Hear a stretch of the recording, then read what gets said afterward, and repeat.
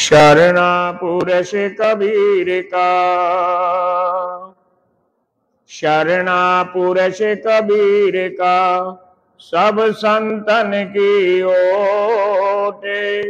गरीब दास रक्षा करें, कबहु न लागे चोटे। पूर्ण ब्रह्म कृपा निधान, सुन के शो करतार। गरीब दास मुझ दीन की, रखियो बहुत संभारे। बिना धनी की बंदगी, सुख नहीं तीनों लोक। चरण कमल के ध्यान से, गरीब दास संतोष। बोलिए सत्य पुरुष सतगुरु कबीर साहेब की जय। बंदी छोड़ गरीब दास जी महाराज की जय। सर्व संतों की जय। स्वामी जयत्राम जी महाराज की जय। स्वामी दयालु दास जी महाराज की जय। स्वामी ब्रह्म सागर भूरी वाले महाराज की जय। परम धाम छुड़ानी धाम की जय। सर्व धामों की जय। गौ माता की जय। गंगे माता की जय। भारत माता की जय। अपने अपने गुरुदेव महाराज की जय। अभी आपने गरीबदासीय पंथ के कई महान संतों के शब्द, प्रवचन और कीर्तन का श्रवण किया। बड़े मधुर स्वरों के साथ बंदी छोड़ गरीबदास महाराज जी की वाणी के राग गाए और श्लोक को भी गाकर सुनाया। गरीबदासीय पंथ के महामंडलेश्वर परम पूज्य स्वामी जसदेवानंद महाराज जी आलमगीर वाले, भाई उधर बैठो, इधर मत आओ, उधर बैठो आप, जो जहां बैठे भक्त लोग उधर जाओ।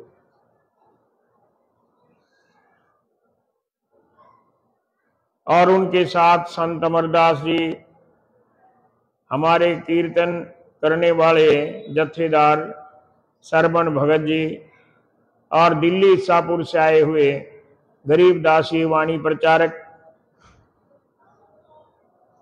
सतबीर राणा जी। बंदी छोड़ साहिब का फागुन मेला कृपा पर्व आज प्रारंभ हुआ है। भक्त लोगों का आना भी प्रारंभ हो गया है। कल बहुत संगत ने आना है और परसों पूर्णाहुति के समय तो सारा इलाका ही श्रद्धा देने के लिए, पूजा करने के लिए, सदगुरु जी के आगे अरदास करने के लिए आएगा। कल वक्ता ज्यादा होंगे, इसलिए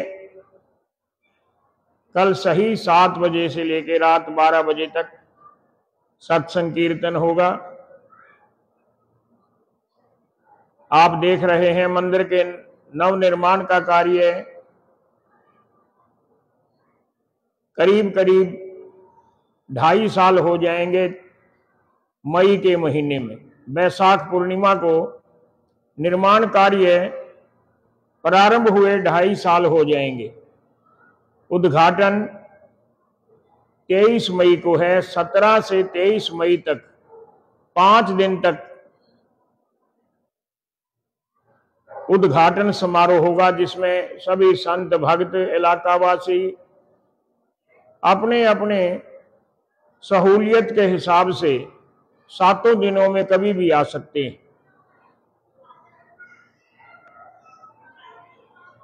इसके साथ साथ जितने भी निर्माण कार्य हो रहे हैं आप लोगों ने देख लिए हैं, और फेसबुक पर भी निरंतर आपको इसके बारे में जानकारी देते रहते हैं। कोई बनावट, कोई छुपाव नहीं, सारा कार्य पारदर्शी है, ट्रांसपेरेंसी है।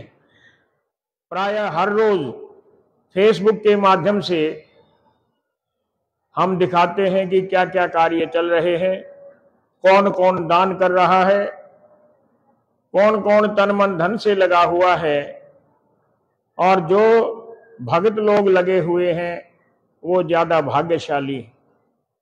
सतगुरु के परम धाम के निर्माण में आपका धन, आपके तन की सेवा और मन के साथ आपके विचारों की सेवा, ये आपके लिए परम फलदायी है। अभी सत्संग चल रहा है, बाकी सूचनाएं और प्रेरणा तो मैं कल दूंगा। आइए थोड़ी देर पहले, क्योंकि हमारा छुड़ानी धाम का, परम धाम का, गरीबदास साहिब का, आप लोगों का, हमारे पंथ का जो उद्भव है वो सतगुरु कबीर साहिब से। पूर्ण परमात्मा सत्य पुरुष सतगुरु कबीर साहिब, उनके अवतार के रूप में बंदी छोड़ गरीबदास महाराज जी ने यहाँ सन 1717 में छुड़ानी धाम में अवतार लिया। 61 वर्ष तक अपनी दिव्य लीलाओं और वाणी उपदेश के माध्यम से जीवों का कल्याण करके 1778 में अपने निज लोक को, ब्रह्म लोक को चले गई। आज उनका ये स्थान, उनकी ये वाणी, उनके उपदेश हम लोगों का मार्गदर्शन करते हैं। पहले संध्या आरती बंदी छोड़ गरीबदास महाराज जी की आप लोग 6 बजे से 7 बजे के बीच में कर चुके हैं। आइए अब सतगुरु कबीर साहिब की आरती का गायन करें। गरीबदास साहिब 200 वर्ष के बाद छुड़ानी धाम में प्रकट हुए और धर्मदास साहिब सतगुरु कबीर साहिब के प्रथम शिष्य कहलाए, उनके ही अवतार कहलाए हैं। उन्होंने एक बड़ी सुंदर आरती लिखी है कि कबीर साहिब की क्या महिमा है, कैसा रूप है, कैसे वो सकल सृष्टि अखिल ब्रह्मांडों के नायक हैं। उनका सिमरन करने से आप निश्चित रूप से पूर्ण मुक्ति प्राप्त करेंगे। तो आइए एक आरती के द्वारा बड़ा सुंदर गायन किया गया है। जय जय सत्य कबीर साहिब, जय जय सत्य कबीर, सत्य नाम सत्य सुकरत, सत्य नाम सत्य सुकरत, बंदी छोड़ कबीर। जय जय सत्य कबीर, जय जय सत्य कबीर साहिब, जय जय सत्य कबीर, सत्य नाम सत्य सुकरत, सत्य नाम सत्य सुकरत, बंदी छोड़ कबीर। जय जय सत्य कबीर, सत्य नाम सत्य सुकरत, सतरत हत कामी, साहिब सतरत हत कामी, विगत कलेश सत्य धामी, विगत कलेश सत्य धामी, तीर भुवन पति स्वामी। जय जय सत्य कबीर, जय जय सत्य कबीर साहिब, जय जय सत्य कबीर, सत्य नाम सत्य सुकरत, सत्य नाम सत्य सुकरत, बंदी छोड़ कबीर। जय जय सत्य कबीर। सदगुरु की सदा जय होती है। हम लोग पराजय प्राप्त करने के लिए पल पल दुखी होते हैं, क्योंकि हमारे कर्म हमें पराजय की ओर धकेलते हैं। लेकिन सदगुरु के सत्य नाम का जाप करने से हमारी भी जय होगी, मुक्ति होगी। जयति जयति कबीरम नाशक दुख पीरम, हर प्रकार के दुख का, पीड़ा का नाश करने वाला सतगुरु का सत्य नाम है। जयति जयति कबीरम नाशक दुख पीरम, साहिब नाशक दुख पीरम। सदगुरु जी ने अवतार किस लिए लिया?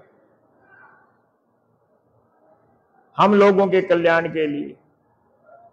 धार्यो मनुष्य शरीरम, धार्यो मनुष्य शरीरम, शिशुवर सर पीरम। जय जय सत्य कबीर। लहर तारा तालाब में कमल के फूल के ऊपर एक शिशु के रूप में सतगुरु कबीर साहिब का प्राकट्य हुआ। कमल पत्र पर शोभित शोभाजित कैसे, साहेब शोभाजित कैसे, नीलाचल पर राजित, नीलाचल पर राजित, मुक्तामणि जैसे। जय जय सत्य कबीर, जय जय सत्य कबीर साहिब, जय जय सत्य कबीर। सत्य नाम सत्य सुख रते, सत्य नाम सत्य सुख रते, बंदी छोड़े कबीर। जय जय सत्य कबीर। सुंदर रूप, दिव्य रूप, भव्य रूप, ऐसा अद्वितीय स्वरूप कबीर साहिब का जब आप मूर्त या चित्र देखते हैं, मन में स्वतः ही भक्ति पैदा हो जाती है। परम मनोहर रूपम परमोदित सुख राशि, साहिब परमोदित सुख राशि, अति अभिनव अविनाशी, अति अभिनव अविनाशी, काशीपुर वासी। जय जय सत्य कबीर, जय जय सत्य कबीर साहिब, जय जय सत्य कबीर। सत्य नाम सत्य सुख रते, सत्य नाम सत्य सुख रते, बंदी छोड़े कबीर। जय जय सत्य कबीर। गरीबदास साहिब ने वाणी में लिखा है, अमर करूं सतलोक पठाऊं, ताते बंदी छोड़ कहाऊं। बंदी छोड़ हमारा नामम, अजर अमर है अस्थिर ठामम। मेरे नाम की सार्थकता तभी है जब मैं जीव के सब बंधनों से दूर करके उसे अपने निज लोक में, मुक्ति लोक में ले जाऊं। इसलिए मैं बंदी छोड़ कहलाता हूं। किस लिए आए कबीर साहिब? हंसे उबारण कारण पर गटे तन धारी। एक बार धर्मदास जी के मन में कोई शंका आ गई कि हे साहिब कबीर, आप किस लिए आए? आप तो अपने निज लोक में, ब्रह्मलोक में, सतलोक में, परम धाम में सदा विराजित रहते हैं। संसार में आपका आना किस उद्देश्य के लिए हुआ? और आपने इतना सुंदर शरीर धारण किया। कबीर साहिब ने क्या कहा? शरीर तो है नहीं, ध्यान से देखो। धर्मदास को कहा, निरख परख कर देख, अंग हमरे नहीं काया, हम उतरे तुम काज, नहीं कुछ मोह न माया। तुम्हारे जैसे भक्तों का कल्याण करने के लिए इस संसार में हम प्रकट हुए। सतगुरु कबीर साहिब की वाणी बहुत ही स्पष्ट है। तो यहां पर इस आरती के अंदर धर्मदास जी ने प्रेरणा दी है, जो कोई सतगुरु कबीर की आरती गाए। आरती का अर्थ क्या है? कि उनके नाम में रत हो जाए आकर। आरत, अपने चित्त में सत्य नाम धारण कर ले, मनन कर ले, दैनिक दिनचर्या में उसको शामिल कर ले। तो यहां पर सदगुरु जी ने कहा, धर्मदास महाराज जी के शब्द में, हंसे उबारण कारण परगट तन धारी, साहिब परगट तन धारी, पारख रूप बिहारी, पारख रूप बिहारी, आवे चल अविकारी, जय जय सत्य कबीर, जय जय सत्य कबीर, साहिब जय जय सत्य कबीर, सत्य नाम सत्य सुकरत, सत्य नाम सत्य सुकरत, बंदी छोड़ कबीर, जय जय सत्य कबीर, साहिब कबीर की आरती अगणित अगहारी। अग किसको कहते हैं? एक होता है पाप, एक होता है अग। पाप की इति श्री को, पराकाष्ठा को, चरम को अग कहते हैं। पाप के लिए तो क्षमा मिल जाए, अग के लिए क्षमा नहीं हो। लेकिन सदगुरु कबीर साहिब के सत्य नाम के जाप में वो ताकत है, आपने अति अग भी किए हो तो आप मुक्त हो जाओगे। साहिब कबीर की आरती अगणित अगहारी, साहिब अगणित अगहारी, धर्म दास बलिहारी, गरीब दास बलिहारी, मुद मंगलकारी, जय जय सत्य कबीर, जय जय सत्य कबीर।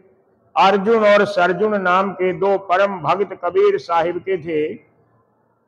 64 लाख की संख्या बताई कबीर साहिब के शिष्य उस समय।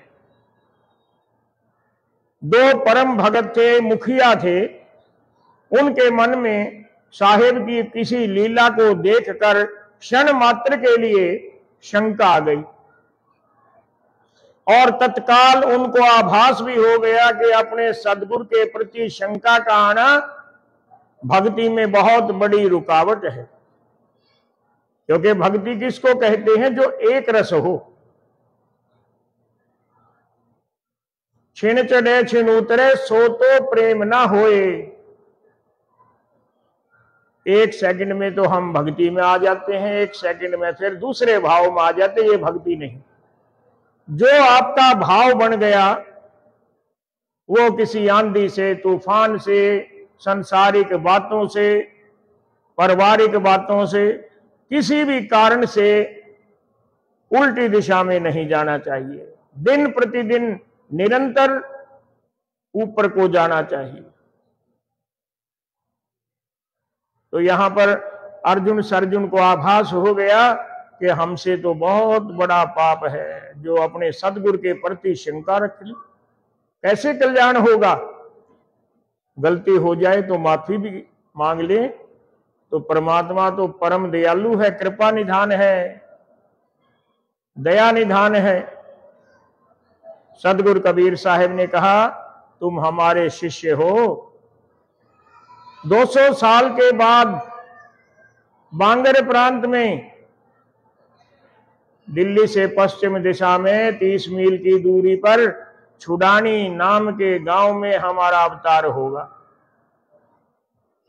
ये कोई कपोल कल्पना नहीं। सदगुरु कबीर साहिब मगहर में जाकर अपने परम धाम को चले गए।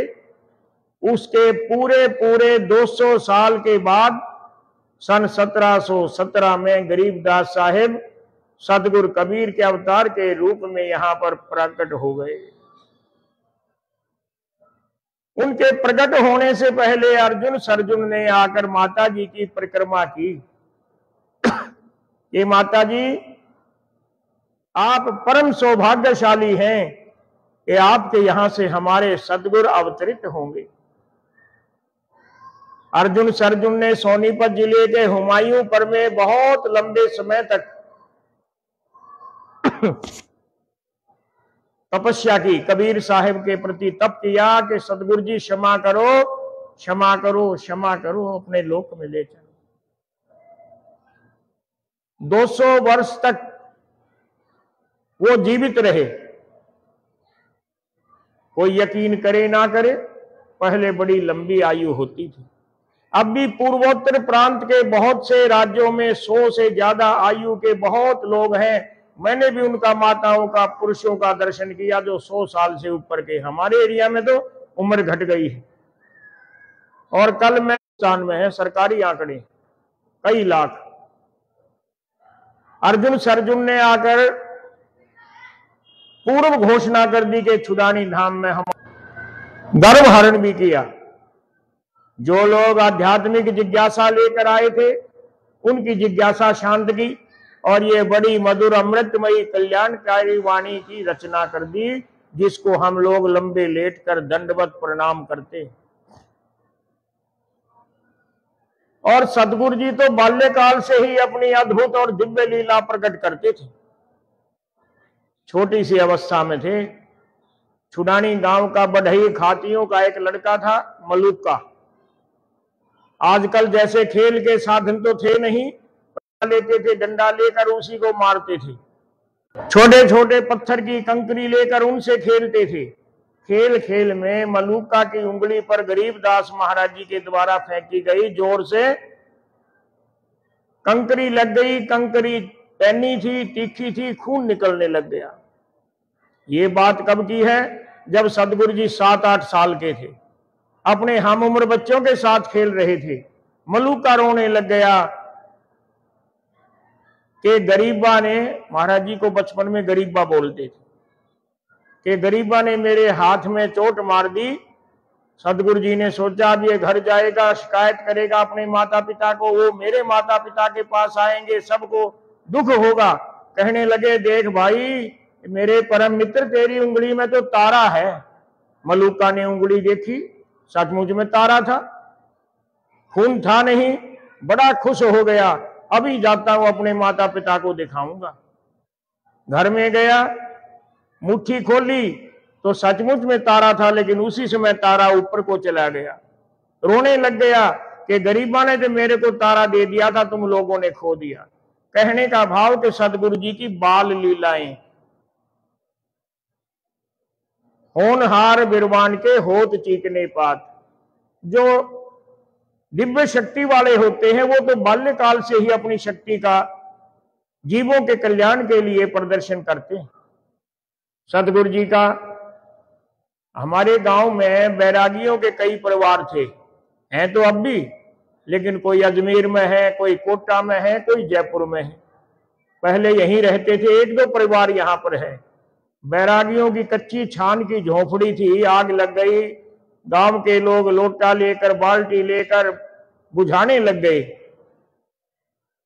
आग बढ़ती गई क्योंकि 15-20 झोपड़ियां एक लाइन में बनी हुई थी जोहड़ के किनारे। हाहाकार मच गया। उसी समय बंदी छोड़ साहिब 9-10 साल के थे, जाकर सीधे कूद गए अग्नि में। और लोग क्या देखते हैं कि गरीबदास जो छोटा सा बच्चा है उसने अपना शरीर बहुत विराट बना लिया। ये योग बल से जो योगी होते हैं शरीर को सूक्ष्म भी बना लेते हैं और विराट भी बना लेते हैं। क्योंकि बंदी छोड़ साहिब तो बहुत सारी सिद्धियों के मालिक थे। और सिद्धि किस लिए? जगत के कल्याण के लिए, जीव के भले के लिए। सिद्ध तारे पिंड आपना, साधु तारे खंड, सो तो सतगुर जानिए जो तारे ब्रह्मंड। सब लोग देखते हैं कि छोटा सा बालक कितना तेजस्वी है, कितना शक्तिशाली है, दूसरों के दुख को दूर करने वाला है। हमारे पड़ोस में खेड़ का गांव है। महाराज जी बंदी छोड़ गरीबदास जी खुद किसान थे, किसान परिवार में पैदा हुए और गौओं की सेवा भी करते थे, गाय चराने भी जाते थे। और भी साथी जाते थे। गाय चराते चराते खेड़ का गांव की सीम में उनके साथी और उनकी गाय चली गई। बाजरे का खेत जो था उसमें नुकसान कर दिया। उस समय छुडानी गांव झज्जर के नवाब के अंतर्गत आता था। वहां पर शिकायत हुई, अधिकारी आ गए, गरीबदास महाराज जी के माता पिता के घर में आए। बलराम जी, आप गांव के चौधरी हो और गांव में सबसे ज्यादा जमीन भी आपके पास है, धनाढ्य हैं, लेकिन आप दूसरे के खेत को खराब करवाते हैं। आपका बच्चा जो है ये गरीबा, इसने खेड़का गांव के जमींदार के खेत का नुकसान किया है, आपको दंड देना पड़ेगा। अब देखो सदगुरु जी की बंदी छोड़ की बाल लीला कैसी है। उसी समय सदगुरु जी ने ऐसी दिव्य लीला रच दी, कहने लगे जाकर पहले खेत को देख लो, जो दंड होगा मेरे पिताजी भुगतान कर देंगे। गांव के कुछ लोग और अधिकारी गए तो खेत तो हरा भरा था। संतों में ताकत कितनी होती है कोई अंदाजा नहीं लगा सकता। धन्ना भगत ने काकर बोई थी और खेतों में फसल लहला रही थी। ये भक्ति का प्रभाव होता है। प्रेमियों, गरीबदास महाराज जी थोड़े से बड़ी अवस्था में आ गए, 12-13 साल के। उनकी मौसी थी पठानी देवी।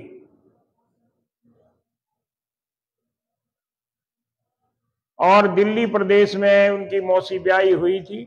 उनकी मौसी का लड़का था आसानंद।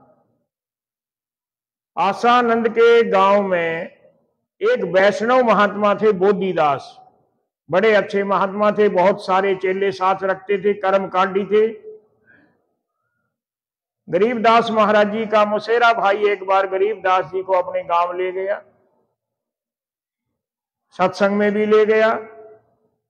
सदगुरु जी का दिव्य स्वरूप देखकर महात्मा बोधिदास जान गए कि ये अद्भुत बालक है। पूछा आसानंद से, बेटा ये कौन है? गुरुजी, ये मेरी मौसी का लड़का गरीबा है, छुडानी गांव से आया है और ये बड़ा विलक्षण है, बहुत ज्ञान की बात बताता है दूसरों को। बोधिदास जी ने बहुत गौर से देखा,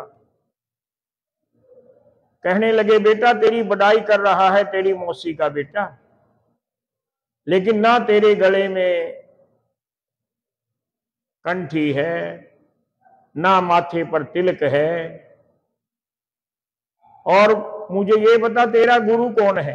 क्या तुमने गुरु धारणा की है? महाराज जी ने ऐसे ऐसे आध्यात्मिक विषय के जवाब दिए कि बोधिदास जी हैरान रह गए। क्या कहा बंदी छोड़ ने? जयतराम महाराज जी ने अपनी वाणी में सारा विवरण दिया हुआ है कि एक गुरु तो मनुष्य है, दूजा शब्द दलाल, तीजा शब्द अतीत है, नजरी नजर निहाल।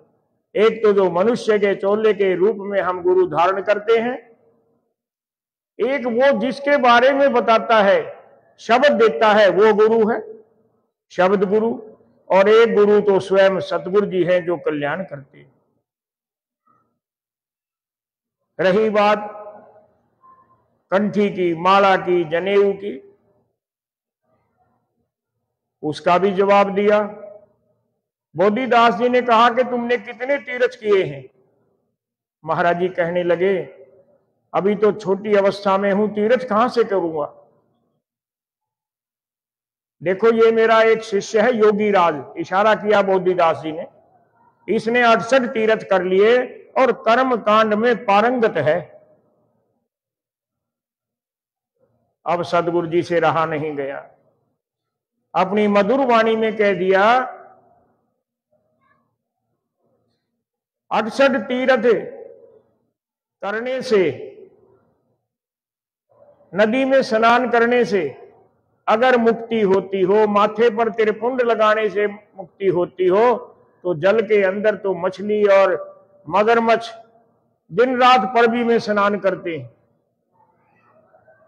सदगुरु जी की वाणी का श्लोक है, त्रिवेणी करते स्नानम द्वादश तिलक बनावे हैं, जल के मच्छा मुक्ति न होई, निस दिन परबी नहावे। अब वो सवाल करते गए, सदगुरु जी जवाब देते गए।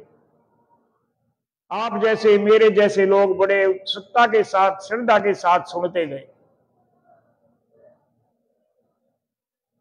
बंदी छोड़ साहिब ने आगे एक उदाहरण दिया कि जैसे कलश कुम्हार का ऊपर चित्र अनूप, वस्तु नहीं तिस मध्य है जैसा जल बिन कूप। जैसे कुम्हार ने बर्तन बना दिया, ऊपर चित्रकारी कर दी, लेकिन जब तक उसके अंदर जल नहीं आएगा, उस मटके का, उस घड़े का क्या लाभ है। इसी प्रकार से बाहरी कर्म कांडों के द्वारा मुक्ति नहीं मिलती। ये सच है कि कर्म कांड करने वाला शायद स्वर्ग में चला जाए, ऐसे उदाहरण दिए जाते हैं। लेकिन स्वर्ग के लोग भी, जो स्वर्ग के देवता हैं, वो भी लोचते हैं कि मनुष्य शरीर मिले तो नाम जप के हम मुक्ति पाएं। स्वर्ग मुक्ति लोक नहीं, ऐश्वर्य लोक है, सुख का लोक है, मुक्ति लोक नहीं। जब तक आप सृजनहार को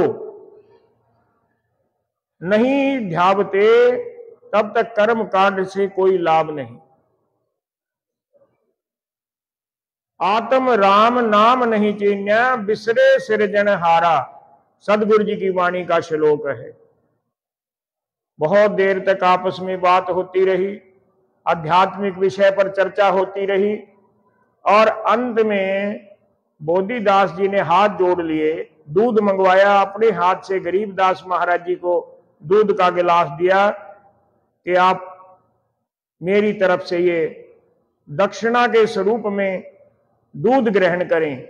आप उम्र में छोटे हैं, मैं उम्र में बड़ा हूं, मैं भगवा वस्त्रधारी हूं, आपका शिष्य तो नहीं बन सकता, लेकिन आपकी बातों से प्रभावित हूं। आपने जो कुछ भी कहा मैंने हृदयंगम कर लिया और जीवन भर पालन करूंगा। जयतराम महाराज जी ने अपनी वाणी में लिखा है, गरीबदास तू सतगुरु पूरा, सर्वगति का मूलम, बोधिदास कहे बैरागी, है दुल्हे सिर दुल्हम। तू तो सर्वगति को जानने वाला है, सबका कल्याण करने वाला है। तो महाराज जी बंदी छोड़ साहिब की ऐसी लीलाएं, दिव्य लीलाएं, अद्भुत लीलाएं, प्रेरक लीलाएं हमारे हृदय में प्रेरणा देती हैं कि हम भी सदगुरु जी के रास्ते पर, उनके उपदेशों पर, उनके आदर्शों पर चलें। जो कमी हो अपनी दूर करें। सदगुरु जी कमी दूर करने में हमारे को बल बख्शते हैं अगर संकल्प हमारा ठीक है। महाराज ब्रह्म सागर भूरी वाले पंजाब प्रांत में हुए। लुधियाने जिले का एक गांव है ईसेवाल, वहां का एक भगत था पूर्ण सिंह, जिम्मेदार था। उनका सारा परिवार महाराज भूरी वालों का सेवक था। उसने पढ़ाई की। उन दिनों स्वतंत्रता आंदोलन चल रहा था देश में। किसी बम के ब्लास्ट में उसका नाम झूठा आ गया, मुकदमा बन गया, 3 साल की सजा हो गई।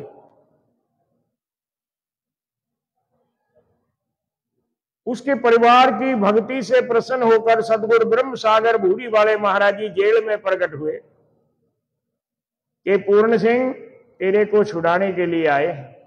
उसने हाथ जोड़ लिए, नमस्कार कर दी, दंडौत कर दी। नहीं सदगुरु जी अभी मत छुटाओ, मेरा कोई पाप कर्म है, इसका फल मुझे, दंड मुझे भुगत लेने दो। सदगुरु जी अलोप हो गए। कुछ माफी मिली तो 2.5 साल के बाद जेल से बाहर आ गया। आकर सदगुरु जी के आगे दंडौत करके रोने लग जाता है। महाराज जी कहने लगे, हम तो तेरे को छुड़ाने आए थे, तूने खुद मना कर दिया, अब क्यों रोता है? कहने लगा, महाराज जी मैं इसलिए नहीं रो रहा कि जेल काटी है, मैं इसलिए रो रहा हूं कि मैं पढ़ा लिखा हूं, अब मेरे को सरकारी नौकरी तो मिलेगी नहीं।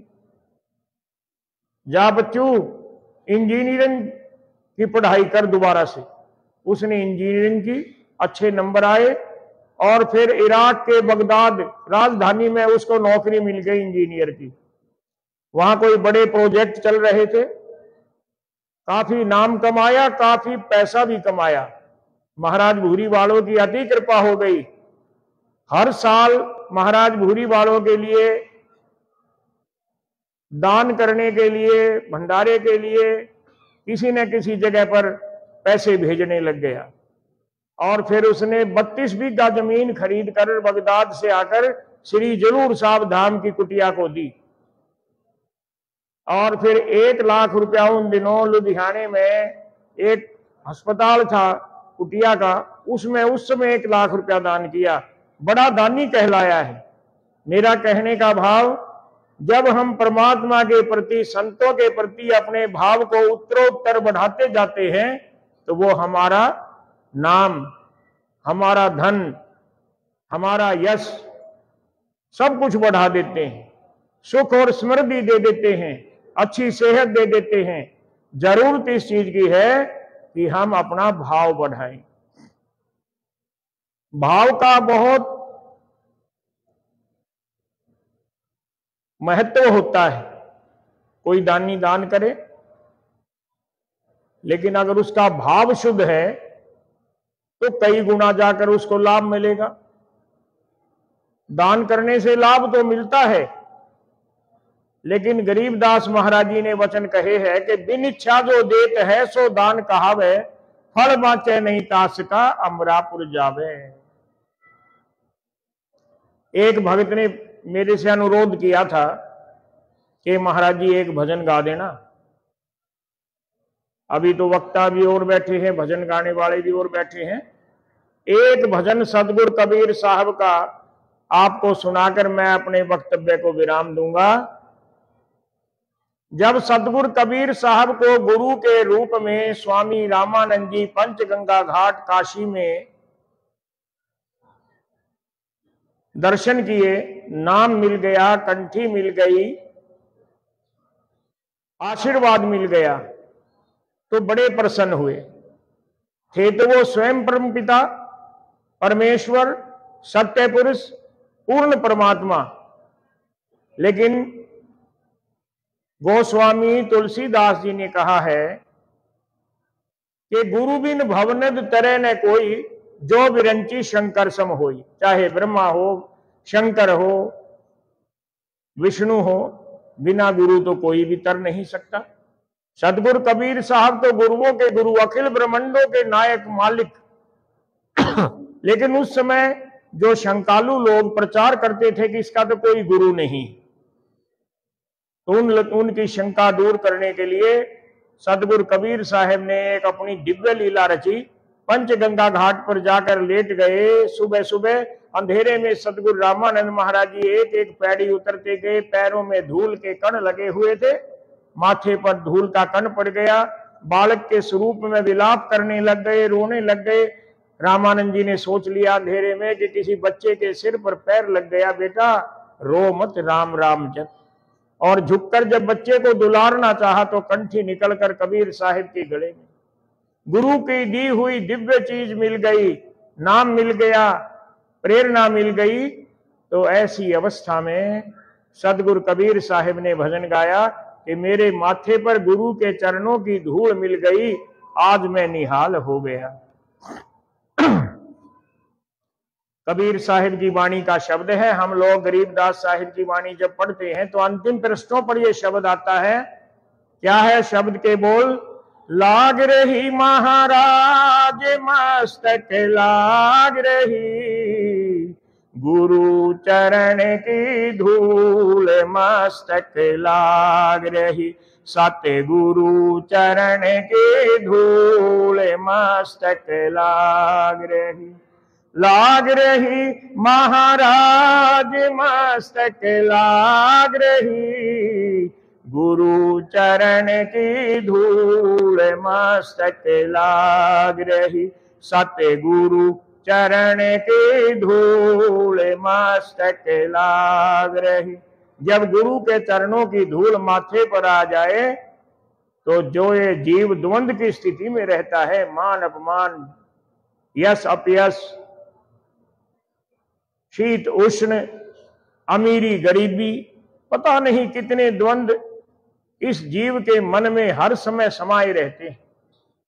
वो सारे द्वंद समाप्त हो जाते हैं, शीतलता आ जाती है जब यह धूल चढ़ी मस्तक पे, जब यह धूल चढ़ी मस्तक पे, दुविधा हो गई दूर मस्तक लाग रही, गुरु चरण की धूल मस्तक लाग रही, सतगुरु चरण की धूल मस्तक लाग रही महाराज मस्तक लाग रही, गुरु चरण की धूल मस्तक लाग रही, सतगुरु चरण की धूल मस्तक लाग रही। सतगुरु कबीर साहिब के वचन है कि जब हम योग क्रिया करते हैं, सहज भाव से सुरती शब्द योग का अभ्यास करते हैं, तो हमारी सुरती जो है उस परम धाम में पहुंच जाती। क्या कहा सतगुरु जी ने वाणी में?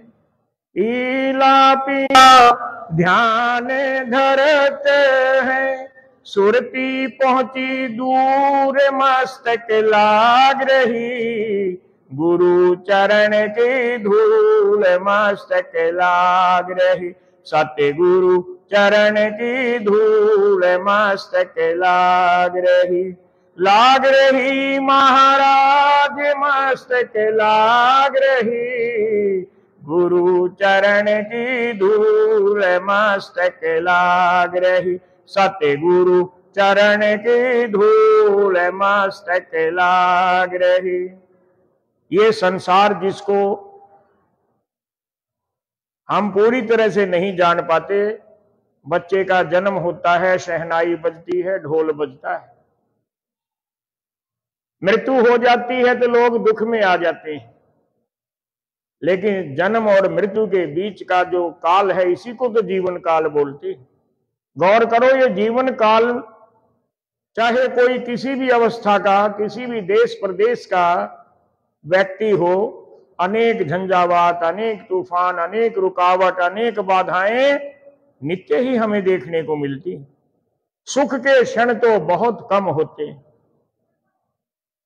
कोई दिन ऐसा नहीं बीतता जब कोई दुख भरा समाचार नहीं मिलता।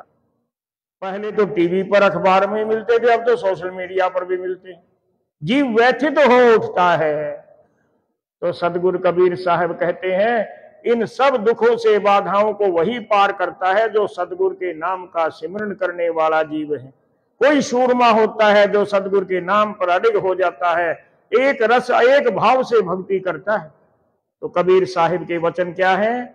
यह संसार विघन की घाटी, यह संसार विघन की घाटी, निकसत बिरला शूर मस्तक लाग रही, गुरु चरण की धूल मस्तक लाग रही, सतगुरु चरण के धूल मस्तक लाग रही महाराज मस्तक लाग रही, गुरु चरण की धूल मस्तक लाग रही, सतगुरु चरण की धूल मस्तक लाग रही।